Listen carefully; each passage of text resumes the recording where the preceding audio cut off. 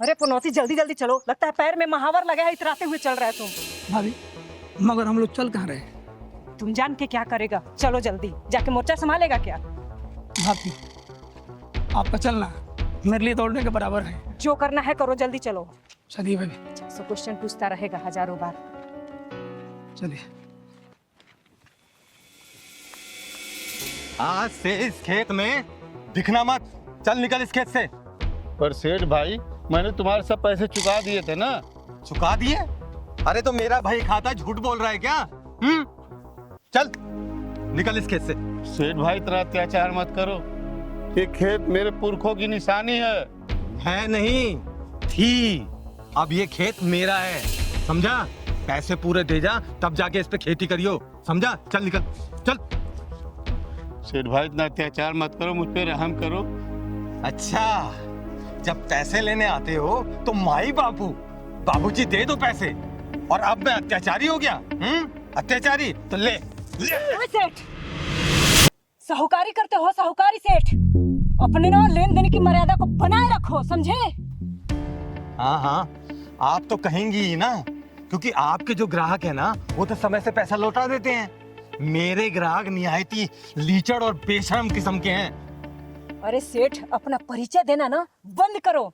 निहायती घटिया लोग भी ना अपने शब्दों का प्रयोग में ना ये घटियापन नहीं लाते। क्या मतलब है तुम्हारा? अरे सेठ, एक घटिया इंसान भी ना अपने शब्द के प्रयोग में ना घटियापन और गंदगी नहीं लाता है। अगर मेरी बात समझ में आ गई हो ना तो यहाँ से चलो और इनको खेती करने दो। ऐसे कैसे करने दें? मेरे पैसे देगा तभी तो करने दूंगा। नहीं नहीं भाभी जी, ये खेत मेरा है, मैंने इसका ब्याज मूलधन सब दे दिया 2 लाख, फिर भी ऐसा कर रहा। अरे क्यों करते हो सेठ तुम ऐसा? इतना पैसा लेकर कहाँ जाओगे? अरे नहीं भाभी जी, ये झूठ बोल रहा है ये। कहो तो वही खाता दिखाऊं अभी। अरे सेठ, मेरे पास इतना टाइम नहीं है, अपना इरादा बताओ या मैं फैसला करूं। करना क्या है? पैसे दिला दो बस। खेत नहीं चाहिए ना? ऐसे कैसे खेत नहीं चाहिए? अरे इसके पास पैसे हैं ही कहाँ देने के लिए? नहीं है तो बस खेत पे कब्जा करूंगा। अरे सेठ, खेत का सपना देखना तो छोड़ दो, खेत तुम्हारे बस की नहीं है। अब खेत की तो अब बोली लगेगी, बोली। नहीं भाभी जी, मुझे नहीं बेचना खेत। अरे आप चिंता क्यों करते हो, आपका खेत तो मैं वापस दिलाऊंगा। अब चिड़िया फंसी जाल में। हाँ तो ये खेत की बोली ना आपके और हमारे बीच में होगी। मंजूर है, लगा बोली। और गवाह में कौन रहेगा? गवाह में पनौती और पारस रहेंगे। अगर आपको किसी को बुलाना है तो आप बुला लो। नहीं, मुझे किसी की जरूरत नहीं है, अकेला सेठ भाई काफी है। वैसे इस खेत का क्या अनुमान है आपकी नजर में कि कितने का होगा?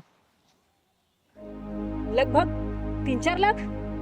नहीं भाभी जी, 3 लाख। अरे पारस चाचा मत कीजिए, एक बार वसूली भाई पर विश्वास कीजिए आप।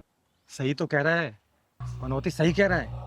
अरे तुम्हें पैसा ही तो देना है और मुझे पैसा चाहिए, तो खेत बेच दो। ठीक है भाभी जी, मेरी तरफ से इस खेत के 5 लाख हुए। 10 लाख। तो 15 लाख। 25 लाख। 50 लाख। क्या हुआ? लगाइए बोली, बढ़िए बोली। 1 करोड़। क्या हो गया? बड़ी चढ़ के आई थी ना कि सेठ भाई से बोली लगाएंगी। बोली लगाइए लगाइए, अरे लगाइए। 50 लाख 1, 50 लाख 2, अब 50 लाख 3। सेठ भाई, अब ये खेत ना आपका हुआ। ऐसे कैसे मेरा हो गया? ये तो चीटिंग है, चीटिंग है ये। अरे सेठ भाई, इस वसूली भाभी को आंगन में फुदकने वाला गुरेज समझो क्या? अरे मैं बाज हूँ, बाज, हवा में शिकार करती हूँ, समझे ना?